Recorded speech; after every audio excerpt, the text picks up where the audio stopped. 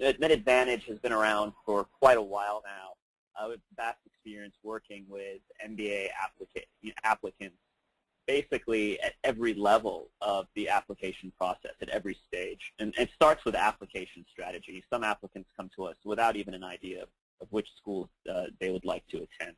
And we start even at that point figuring out which schools would best suit a particular applicant's needs, personality, career goals, etc.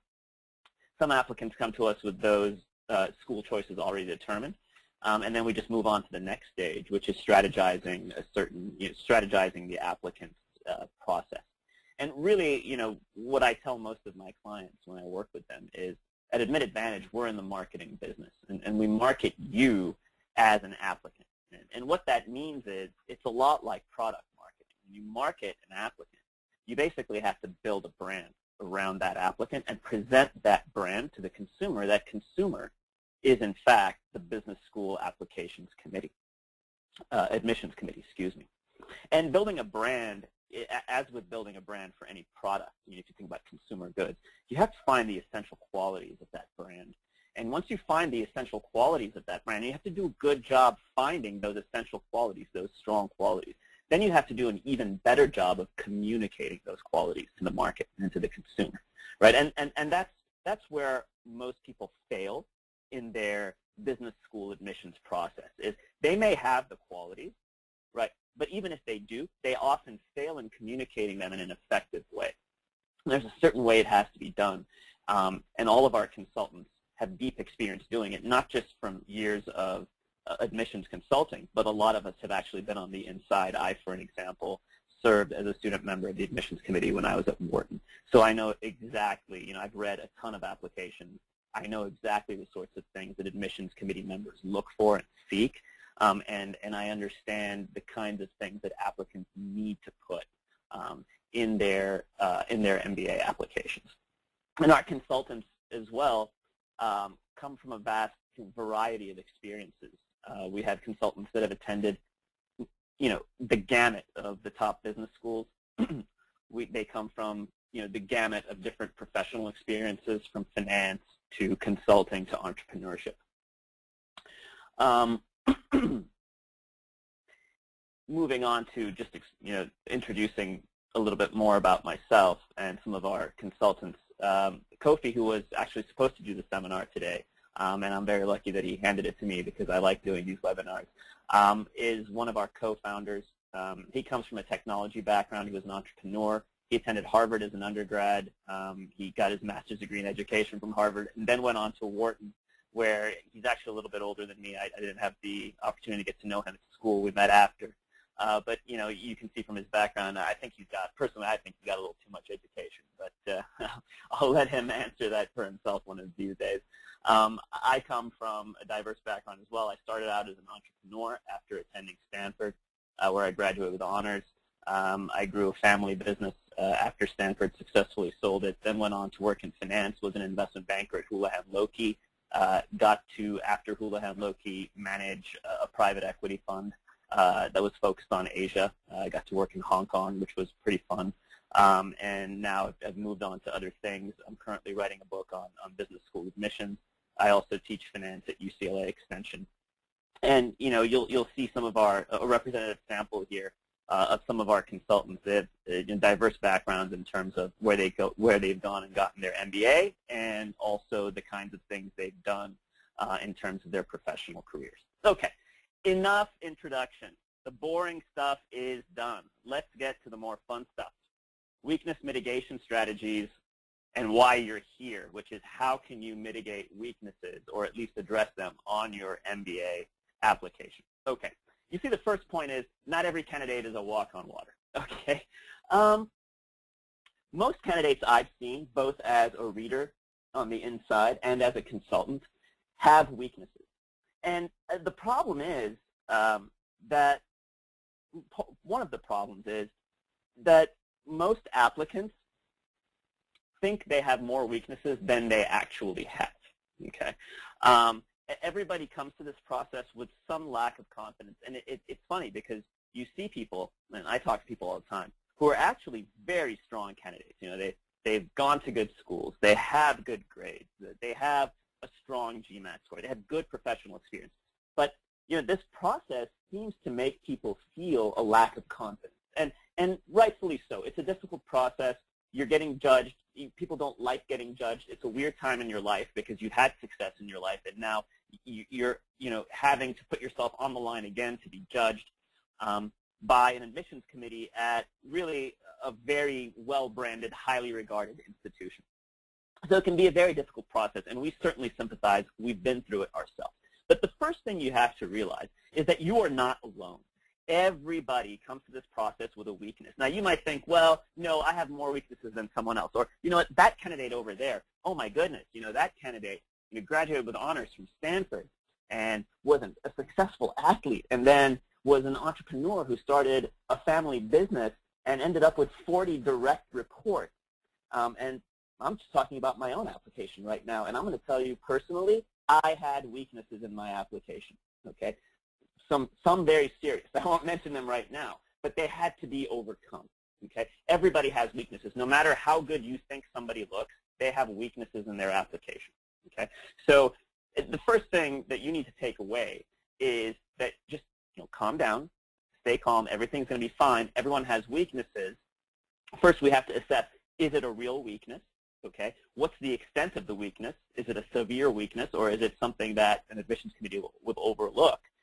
And if it's actually a weakness that needs to be addressed, how do we first attempt to mitigate it? And if we can't mitigate it, how do we address it? Okay, so let's go to sort of this limit your weakness section here. Okay, the first thing is, yes, mitigate all you can and keep your weaknesses to a minimum. Okay, and I know what you're thinking. Well, there's not much I can change about the past. It's gone. I can't do anything about my college GPA. That's right, you can't. Okay, so whatever you cannot control in this process, you need to not think about because it will drive you crazy.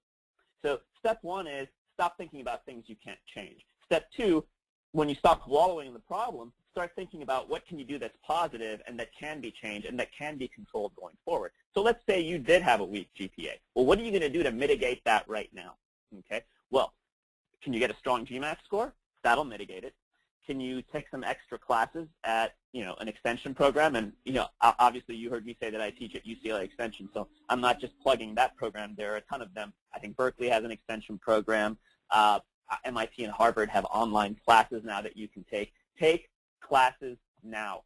Show the admissions committee a newer measure of performance, a more recent measure of performance, and a stronger measure of performance, and make those classes very applicable to your business school curriculum. Make them quant classes. Take accounting, take finance, take calculus. Okay? So there's one way to mitigate your, a weakness. Another weakness might be, hey, I just seem like a boring person. I didn't do enough extracurriculars. Well, you're not going to go back to college now and join the track team. Okay, and frankly, the reality is if you went to a Pac-12 school, you're not going to join the track team anyway because, only 1% of the population can run that fast anyway. So, again, stop thinking about things you can't change, right? But what can you change? Can you find certain activities that you can be passionate about, that you care about, that you love, and throw yourself in them, right? And get good at them. Right? You don't have to be, a world-class runner to go and compete in a 10K and maybe one day do a marathon. Tons of people that aren't even in great shape do it, right? If you have a passion for helping others, and there are tons of opportunities to get involved in community service everywhere in America. There are a million problems that need to be solved in this country. Find one, get involved with it, right? You might have a passion for other things. You might love kayaking or mountain climbing or cooking, right? One of the most interesting things, I've seen in candidates I've helped and consulted is the ones who have a passion for food because it's just such an interesting hobby to write about and comes off so alive in an essay. And just talking about all the years it took to learn how to cook well, right? And, how gregarious and sociable you seem and contributory you would be in an MBA program, right, if they hear about how you every week have a big dinner for all your friends and cook wonderful food for them. Stuff like that makes you seem like an interesting person that has diverse interests and passions, right? So you can mitigate those types of weaknesses. Now, let's say there are weaknesses that you're having difficulty mitigating, right? Let's say that you've come to a point where it's maybe too late to take additional classes that mitigate your GPA. Maybe you're just not doing as well in the GMAT as you would like to do. Maybe you're now in a situation where you must apply and you don't have time to take up some hobbies. Now, my first advice is, if you can, apply next year or the year after and make yourself look better in the interim. But if you can't, right, there are ways to address issues such as these in an optional essay, right? So, for example, the classic one would be, I had really not very impressive grades in college, and it's something I hear a lot from applicants to business school. And it's a widespread problem for a lot of reasons. Most MBA applicants didn't think they would be going to graduate school, so they didn't really pay attention to their grades. They're not like the people going to law school and med school. They were people who were focused on getting into a business career after college, and so they didn't really focus on their grades as much. Or there are people who just fell into business after college, found a passion for it, and then said, oh, I have to get an MBA now, and oops, my grades weren't so good. I wish I knew that when I was in college. Okay. Well, what happened in college? Did you go through, personal, well, sorry, before I get there, right? So that's just something that admissions committees understand, right? So, if you see the average GPAs of applicants' top business schools, they're just not as high as the applicants' top med schools or law schools, okay, because of those factors. But beyond that, let's say you're below the average. Let's say you're below the 3.5 or the 3.3 sort of average that a lot of these schools have. Okay, let's say you're at 3.0 or 2.9. What happens, right? Okay, well, again, mitigate it by attempting to take classes and doing well on the GMAT and doing well on classes you take now. But beyond that, you need to address that problem, right? If you can't mitigate it, or in addition to mitigating it, address it somehow. And the way to address it is in the optional essay, right? If you have a good reason, okay? Now, some people went through some personal problems in college, right? Perhaps you had a family member with whom you were close pass on, right? It's a story that you hear a lot, and it's an unfortunate story, but it happens, and it makes it difficult to concentrate, let's say your sophomore year. And 1 year in college can really tank your GPA. You need to tell them about this in your optional essay. Okay? Let's say that you had to finance your education yourself, and you had to work 25 hours a week in college. Now, 25 hours a week doesn't sound like a lot now, but remember, back when you were in college, that would have created a serious problem in terms of your attention span, in terms of your time management, in terms of your energy, right? So that's something that not only can be addressed in an optional essay, but you can actually turn that kind of a weakness into a strength, into an advantage, and say, look, you know what? The 3.0 is the best I could do. 2.9 is the best I could do working 25 hours a week. But it is what it is. Otherwise, I wouldn't have gone to college. Otherwise, I wouldn't have had the money to attend college. My family couldn't afford it. And beyond that, I learned a ton by being responsible for myself and by having to have a job at such a young age. So that's something that could really win over an admissions committee member, okay, for example. Okay. So those are the types of strategies that you can use to both mitigate and address weaknesses. Okay.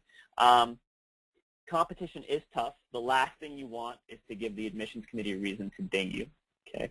So don't create weaknesses, and you need to be honest, brutally honest with yourself about your application, and that means positive and negative. Right. If something's a negative, you need to realize that it's a negative. But if something's not a negative, part of brutal honesty is also realizing that it's not a negative.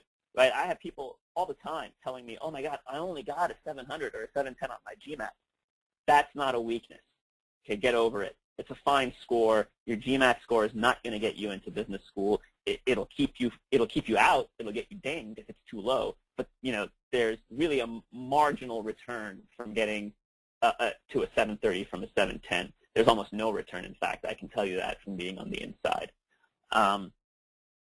If you, went to a less competitive school but did okay, did well, had good grades, that's not a weakness. If you went to Yale and only got a 3.3, that's not a weakness. Okay, that's just fine. That's within an acceptable range. So don't create weaknesses for yourself. This process is difficult enough without you're doing that to yourself. Okay, but we do address those, whatever weaknesses you do have We state them, we articulate them, we write essays about them, and we don't hide from them. That is a very important. If you take one thing away from this seminar, or this webinar, excuse me, it's that you don't hide from your weaknesses. You are applying to a program, okay, that will teach you to be a leader of a large, complicated organization. You need to start behaving like one at this point. It's time to put the big boy pants on. And adults, leaders, right, accept their failures and learn from them, right, and own them, okay? And so you have to basically own whatever weaknesses you have. And sometimes I even tell clients not to address them at all. And you know what? This isn't a significant enough weakness to address. If you address it, you will just look weak and apologetic. Own it and move on. Don't even address it. Or let's say that it rises to the threshold of needing to be addressed, yet you can still basically get away in addressing it by just owning it and saying, you know what, I screwed up, but I learned a lot, and this is what I learned. So those are some of the initial sort of general guidance that we want to give you. Now let's get to some specifics, right? What are some weaknesses that we see over and over again that I've seen as a reader in an admissions committee and that I've helped my own clients with as a consultant? Okay, the first, and this is really common, is people who have scant experience or no experience. Either they're coming straight out of college and getting into business, or applying to business school, excuse me, or it's extremely early in their career. They've only done a year of work and now want to go to business school. And this, by the way, wasn't something that was occurring 15 years ago or 10 years ago. It's a rather newer occurrence. It was much more difficult a decade ago to get into business school with very little experience or right out of college. It's become a little bit easier now. Business school admissions committees have learned to accept it a little more. Now, there are some ways to deal with this. Yes, you don't have work experience. However, remember that the work experience requirement of an MBA program isn't about work experience, right? It isn't that you have to have worked and gotten a check at a corporation. It's that you have to present to the admissions committee experience that indicates to them that you are on a path and have gained experiences to become an effective manager and leader of organizations. And that can come in many forms, right? So, for example, let's look at campus activities. Let's say that you were executive director in college of an endowed foundation that sent students all around the world to internships. And those foundations exist. There was one at Stanford. That's where I'm getting the example from. And I was actually one of the executive directors of it. It's a very personal example. Now, that is a position that would teach you a lot of the same things and give you a lot of the same types of quality experiences if you did it for a couple of years in college that you would have gotten a couple of years in the workforce, in the workplace, right? It entails management, networking, people relations, right? Budget management. So, there's experience that would work in lieu of actual work experience, okay? You could have had other leadership experiences, right? You could have been involved in student government and had a very high position in student government.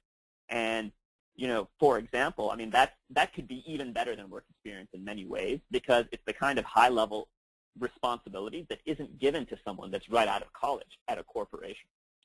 You could have had several high-quality internships in the summers.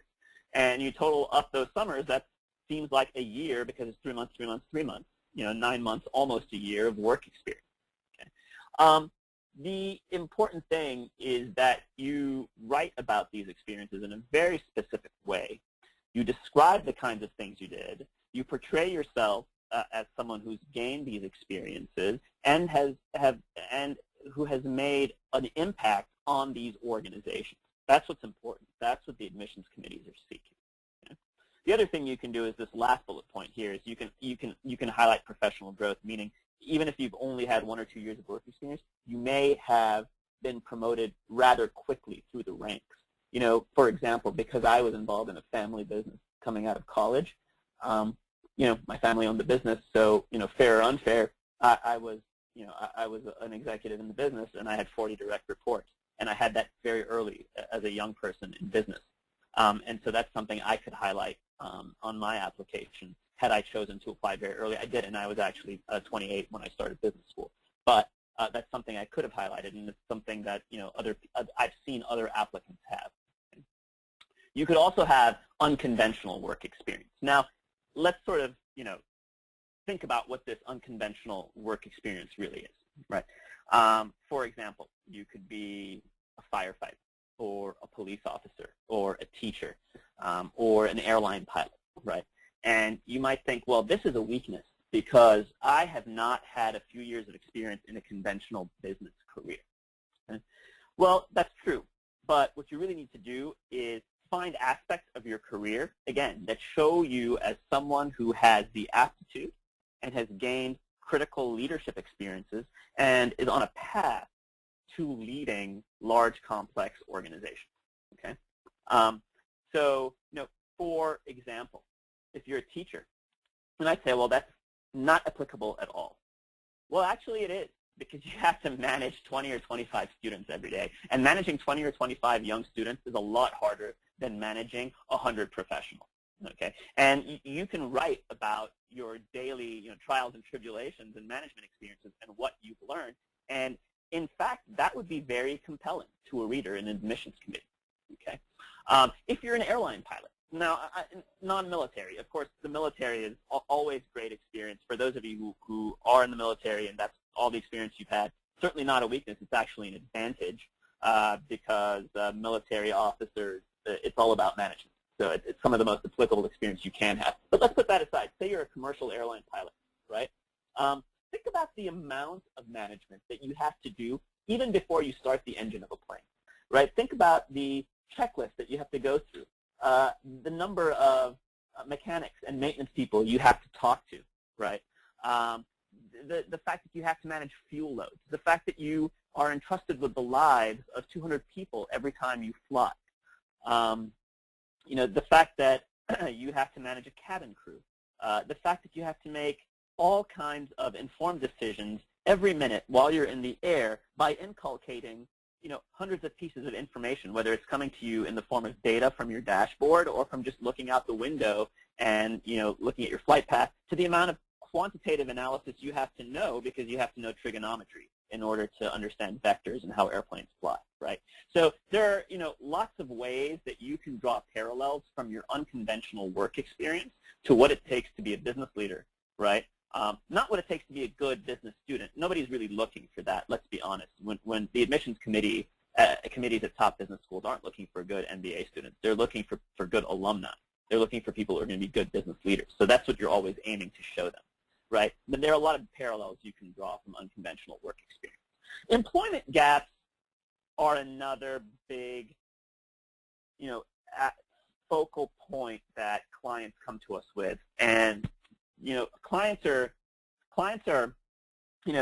very quick to judge those as weaknesses, right? And things we hear, like, I got laid off, and I had to take a year to find another job. Okay, that's actually one of those weaknesses that actually we can mitigate rather easily if the applicants themselves has actually dealt with it in a positive way. So let's talk about positive ways to deal with these. Okay. First thing we want to say is the economy has been brutal in the last several years, especially in terms of people with professional level careers. Okay. So it's come to a point where, admissions committee members are really quite used to seeing small gaps on the resume and totally understand it and won't ask questions about it. Whereas, 10 years ago they may have. Okay. They understand, look, most of the people on business school admissions committees have MBAs themselves, right? So they know, they know that there's been a lot of downsizing in the last few years of unpleasantness. They know people have been laid off, right? They know people have had to transition careers and find other things to do that they didn't want to do but have had to do it anyway. Okay. The key thing is, how have you handled it, right? How have you filled the downtime? And the key important thing is that you fill it with productive activity, right? Let's say, you basically have had a year or so of trying to find work, okay? Well, what have you done in that year? I hung out on the beach is not a good answer, right? well, it might be a good answer personally, but it's not a good answer for your business school application. Okay, so did you do community service? I mean, that's one of those things where you can show yourself to be someone who, if you filled that downtime with a lot of community service, someone to be an active member of the community, someone who cares about others, very important for a leader, by the way. Someone who wants to be productive, a productive member of society. You know, so those are all ways to handle that well and to show yourself in a positive light. You could take unpaid internships. I know everybody, you know, rolls their eyes because a lot of companies have taken advantage of the job market and sort of force people to do unpaid internships. But still, it shows you, look, you know, as you know, I'm a big sports guy, and I was an athlete myself.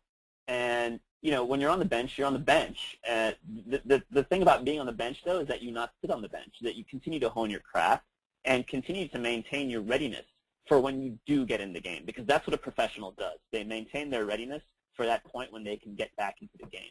And so doing unpaid internships in a professional perspective is like being, you know, a bench player on a football team. You know, what have you done while sitting on the bench? Have you improved your game, and are you ready for when the coach puts you in? Right, and that's a key thing. You could fill the time by enhancing, you know, enhancing your professional academic profile. Right, you could take classes, you could get further certifications, you could get, you know, you could work on a CFA, take academic courses. Those are also great ways, by the way, to mitigate, you know, prior poor academic performance. Traveling abroad, you know I said don't sit on a beach, and so this might seem contradictory because now I'm telling you, hey, did you travel abroad? But there's a way to travel abroad, right? I mean, did you go around the world, and rather than sitting, you know, on a beach in the Maldives, you know, were you able to experience really interesting, you know, cultural events and experiences and learn about others and other cultures and maybe study a language while you were abroad or go see some of the wonders of the world?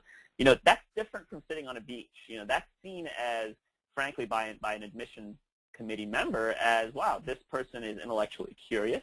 This person took that time to become more worldly. This person took that time to learn about other cultures, all things that help you be a better business leader.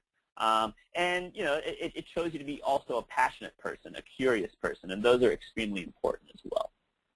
You could build a business, right? You could say, look, I'm having trouble with formal employment. Why don't I go out on my own? Why don't I sort of do my own thing and start a business that at least can pay my expenses? Now, if you do this, you know, you know, anybody could, for $800, start an LLC and say they own a business. You actually have to have viable results. So if you're going to do this and write about it in your essays, make sure that it's a business that got you some results. Okay. Again, you want to actively address all of these issues, either in the optional essay or in the actual essay questions themselves, if the questions are, you know, amenable to that sort of a discussion. Okay. We'll talk about low GMAT. This is a big one. Now, the thing with a low GMAT, it's better to mitigate it than to address it. Addressing it is rather difficult. Okay, I'll talk about addressing it in a second, but the reality is you want to mitigate it. Okay? And I was a GMAT instructor. You know, I was a GMAT teacher after college, while in the early days of building the family business when it wasn't a big, hugely profitable business. You know, it was a moonlighting gig for me, and then I enjoyed doing it. I've actually written GMAT curriculum as a consultant for other, you know, for companies. The first bullet point is dedicate time, at least 3-4 hours a week. You know, dedicate more time. Actually, if you want to do well in the GMAT, the key, in my opinion, is, you know, put 10 hours a week in for 10 weeks. Give it 100 hours. Okay, that's what's going to take to do well. And if you're struggling, put more time in. Okay, take a class for sure. In fact, we have a 15% discount through Princeton Review. Admit Advantage does because they're a partner of ours. So definitely taking class. There are some things in life you don't want to do alone, and I think studying for the GMAT is one of them. And I say that as someone who's been an instructor. If you don't do well, take it again. Schools don't care how many times you take it. They'll take your highest score. Some schools do allow post-application GMAT submissions. I wouldn't wait, though. You know, I would take the GMAT before starting your application process, because that'll at least give you time to assess where you are and how much an improvement you need to make, and then it'll give you time and space to do it. The last thing you want is to be frantically trying to get a good GMAT score, and it's September, and applications, for second round are due by Christmas, right? Get within the range, right? Again, GMAT won't get you in, but it will get you rejected, and don't give the admissions committee a reason to get you rejected. So, you can, look, if you've had a great GPA at a great school and everything else in your profile has been excellent with your work experience and your GMAT's so-so, and you just, you write an essay that you're just simply not a great test taker, okay, and you don't want this to be the reason you don't get in, sure, that's a way and maybe the only way you could ever address a low GMAT score. But really, in terms of a low GMAT score, it's a mitigation strategy, not an addressing strategy. So do whatever you can to get your score up. But just get in range, right? As I said, the marginal benefit of getting a higher and higher GMAT score just isn't there. Okay. In terms of low GPA, the one thing you want to look for on your college transcript is trend. Right, so did it start low and then improve? If that's the case, if you have a positive slope on the line, it's sloping upward, then you'll be fine, because an admissions committee member will look at that and say, okay, so this person started out kind of weak. Usually what happens is people aren't used to college curriculum, but they adapt and they get better. And so, it's not a big deal if freshman and sophomore year grades aren't so hot, but junior and senior year grades got better. We'll look at junior and senior year grades as a true measure of performance because the person adapted, right? So that's one way to sort of assess the issue of whether or not you have a problem. Now, if the trend is negative, if you started strong and got weak, that's a bigger problem, right? Then you start the admissions committee member thinking, who's reading your application, thinking that, oh boy, so this person actually had the aptitude to start with, and then all of a sudden tanked. That must be too much partying, or that must be a lack of maturity. Okay, so there's now a problem that you'll need to mitigate. Okay, or if you just had poor grades going through all the way. Again, taking classes now, through extension programs or online and getting A's, you have to get A's. A B+ isn't even good enough at this point. If you're trying to mitigate a low GPA, it's got to be an A. Taking classes now and getting an A, and getting A's, in calculus, accounting, business math, whatever it is the way to mitigate that. Also getting a strong GMAT score is another way to mitigate that. In terms of, finally, one last thing in addressing, we talked about this before, either paying your way through school or having some sort of personal tragedy occur or having some sort of personal difficulty occur. That's something you want to address, and it's something that admissions committee members certainly do understand. Of course, again, if you write about that sort of thing and then you take a class now and you still don't do well in it, or your GMAT score isn't strong, then, of course, admissions committee members start to get suspicious. Okay. Non-quant background. This is something that actually, again, many applicants deal with this, because what we have is a lot of applicants who studied, history or political science, international relations, whatever it is, English, fell into a business career, fell in love with business, and now want an MBA. And they never took calculus in college, or they never took an economics class in college. Well, strong quant score on GMAT really is really the way to deal with that weakness. The other way to deal with it, and again, something I recommend, again, take those quantitative classes now. Okay. In terms of having a non-quantitative career, this is actually not a big problem. A lot of people have a non-quantitative career, but the reality is that even non-quantitative careers have some analytical components to them at some point, right? I talked about airline pilots having to understand trigonometry because you have to understand vectors to fly a plane, right? And people don't understand that and go, oh yeah, I should talk about that, but it doesn't occur to them, right? Or you may have managed a budget or something, right? So just make sure you highlight those in your essays or ask your recommenders to talk about them. Again, you could take classes. Or you could seek some sort of quantitative exposure outside of work, right? You could, help a nonprofit manage its budget. The other thing you can do is show some personal experience in quantitative work, right? Let's say you You manage your own stock portfolio, and you've grown it over the last few years by several 100%. Well, that takes, that shows some quantitative efficacy, right? So, you can talk about that in an essay. Recommender challenges occur quite often as well, but they're some of the easier weaknesses to mitigate, right? If you can't use your current supervisor because you don't want your employer to know that you're leaving, which is a situation that I deal with all the time with my clients, just get a recommendation from a former direct supervisor or use someone like a client. If you have a very new current supervisor who's not that familiar with you, again, use a past direct supervisor or a client or even a peer, and obviously address that issue and the reasons for it in the optional essay.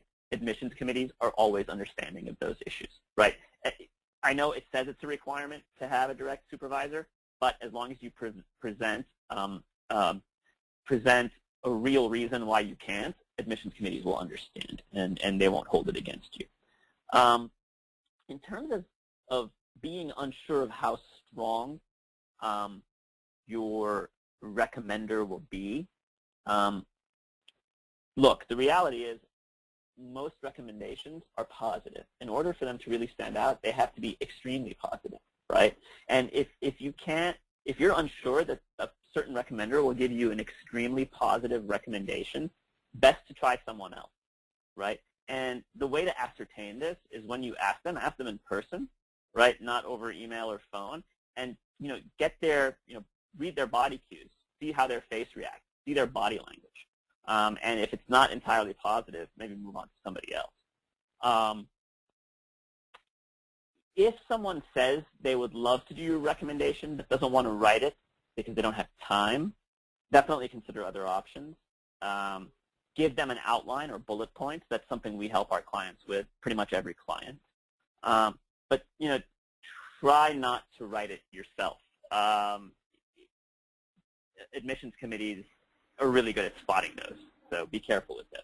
Okay. If you're not a great interviewer, honestly, this is something that is difficult to mitigate, and this is, again, look, I'm with AdmitAdvantage, so I'm not trying to make a sales pitch here, but this is one of those reasons you'll want to hire a consultant to help you figure out the interview, right? Clearly, understanding your candidacy and your background and really deeply thinking about them and having the ability to discuss them is important. Clear articulation of short-term and long-term goals. If you can get those in your head and get fluency in discussing them will be important. Reviewing your application prior to your interviews is important. Understanding your strengths and weaknesses and being able to discuss them in a compelling way is important. So those are the basis of becoming a better interviewer. Okay. But you'll have to put in the practice. And, mirrors work okay. Timing yourself is better. Most people have a tendency to go long. Recording yourself is even better. You can do it with any computer.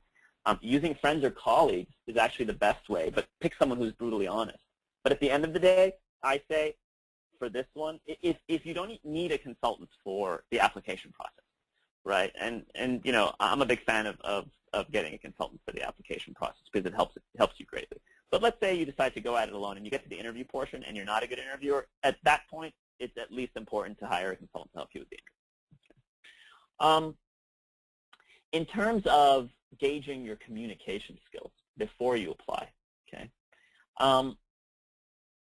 definitely push your recommenders to highlight your areas of strength, right? Make sure that they talk about you the way you talk about yourself in your essays, right? But in terms of your own personal development prior to the MBA admissions process, if you're not a great writer, you will fall on your face in this process. So, if you're not a succinct, sharp writer who can express with brevity and proper diction what you need to express, then it's time to get a consultant. If you're nervous during interviews, time to work on your interview skills. It's all a matter of practice.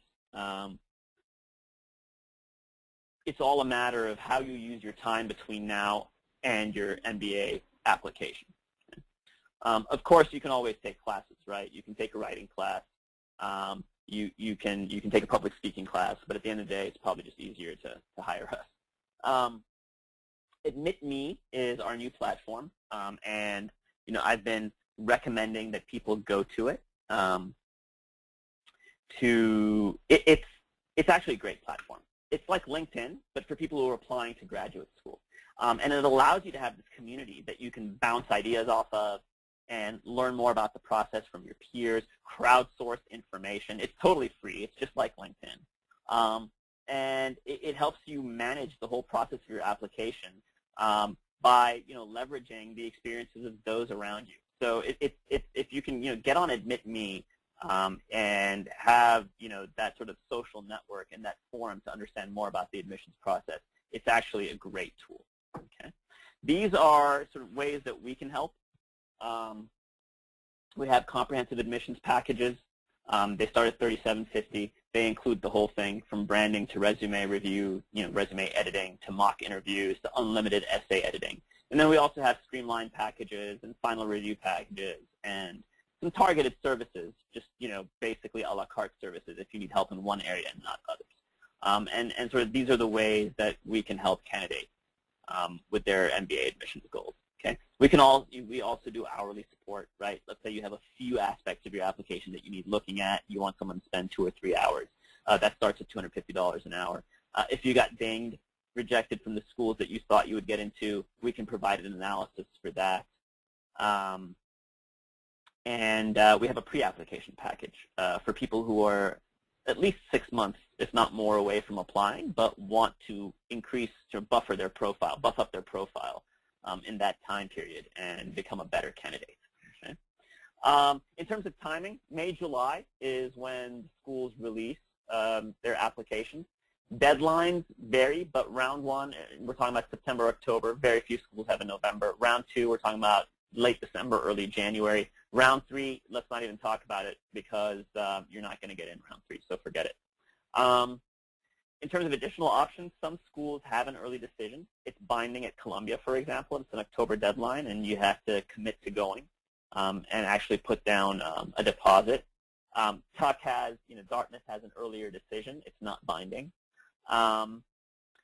Usually you're going to get a decision within 3 months of application submissions, and you're going to get interviewed. You're going to get invitation to interview by the admissions committee. Rarely do all candidates get interviewed. Kellogg and Tuck would be the 2 schools that interview everyone. The other schools only interview the people they're interested in and accept a very high number of the people they interview. Okay? In terms of next steps, look, get started. Take advantage of what you learned today. Get involved. See more webinars. Fan us on Facebook. Follow us on @AdmitMe. Read our blog. Get on AdmitMe. Right. Learn as much as you can about the process. Again, we have a 15% discount with our partner Princeton Review.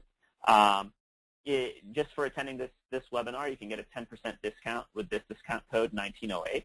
And you can also sign up for a free consultation, right? By going to flexbooker.com /admitadvantage. You can sign up with me or with Kofi or with Eric, our other partner. And you can even contact info@admitadvantage or give us a call. You can email my partner Kofi at admitadvantage.com. That's K-Can-Can. And ask us whatever questions you want. We're very generous with our time. We're in the information business. And just like, for those of you who work in consulting, whether it's McKinsey or Bain, you don't have to be a client to get information from us sometimes. We're very generous with our time, and we're in the information business, and we'll spend an hour talking to you for free. And obviously, look, we hope that you'll become our client, but not everybody needs our services. Not everybody can benefit from our services. But at the very least, you can give us, you can spend some time with us and learn a little bit more about the process. And with that, we'll open it up for questions.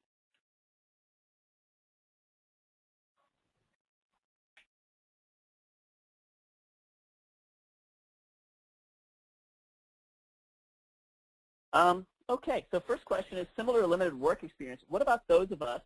Oh, there we go. Question 1. What about those of us who are in our 30s? Are we disadvantaged in applying to full-time programs because of our age? Actually, no.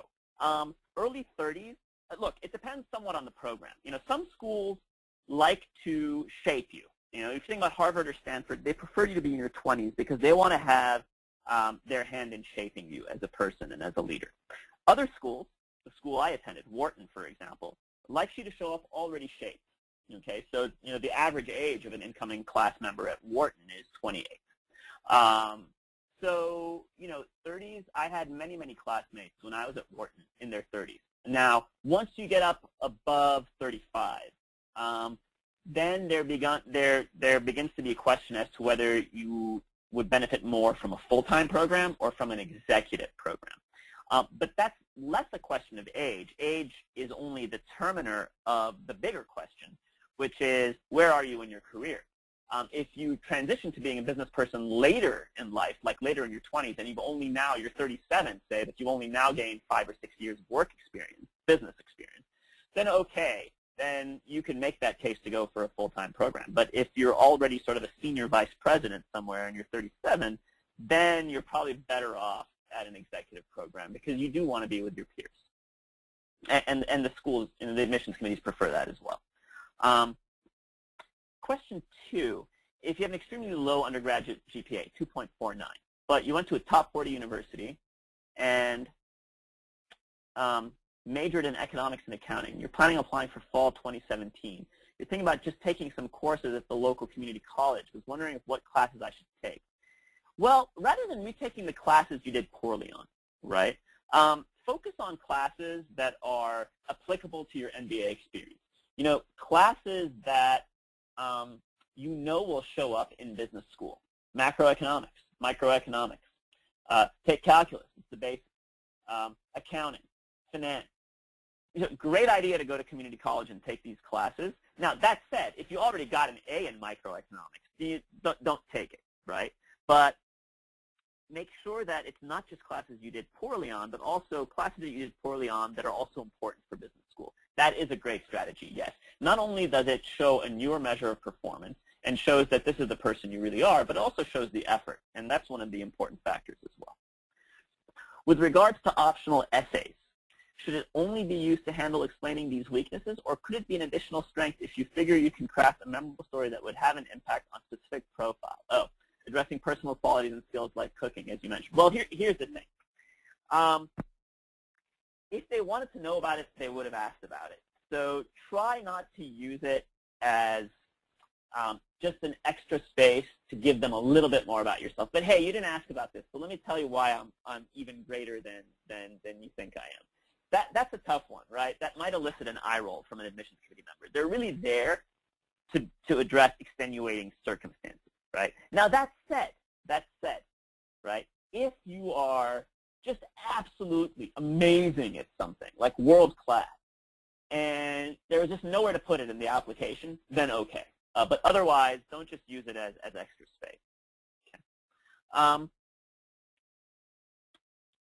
Can you mention few inexpensive courses I can take to mitigate my college GPA? Yeah, I think the cheapest way to go would probably be community college. Extension programs aren't that expensive either. I believe some of the online courses that are now being offered by Harvard and MIT are actually even free or not, only for a nominal price. I'm not sure. You might want to check into that. But some of the online courses are pretty cost effective. In terms of in-person, community college is probably the best in terms of cost. Are alternative transcripts and completion of a post-baccalaureate certificate program a viable way to offset a low undergraduate GPA? Absolutely. Absolutely. So, like, for example, and again, because I teach at UCLA Extension, we offer a business certificate program. We also offer a credit management certificate program. I teach a class on credit markets myself because I was a leveraged finance banker back in the day. And yeah, that certificate, completing that certificate and getting good grades the whole way through, getting A's the whole way through, will really put any fears to rest by an admissions committee member. Would you ever recommend to take the GRE instead of the GMAT? Well, many of the schools, even the top schools, accept it, right? And they said that that they won't discriminate between the GRE and the GMAT. That said, just from being on the inside, I can tell you the GMAT is viewed as a better measure of performance. It's a more difficult test, and a pretty good GMAT score is better than a pretty great GRE score. I'll tell you that right now from an insider's perspective. So if you can do well in GMAT, do well in the GMAT. Any other questions, guys? Okay. Well, there's one. Would you recommend a certain number of classes to take to effectively mitigate a low GPA? Yeah, I would say at least, not at least, I think 3 is a good number. Okay, 3 is a good number. 1, sure, 1 good grade, and maybe the admissions committee isn't that convinced. 2, okay, they're getting more convinced. If you can do 3, you're much better off. Do we offer services for reapplicants? Yes. Do we offer those strategies? Yes, absolutely. Log on to our website and you'll see the packages we have. We absolutely do it. And I'll tell you from personal experience, I've had a lot of success with reapplicants. I've worked with reapplicants that weren't my original clients and had success, and I've worked with some of my original clients who, we have a 90% success rate.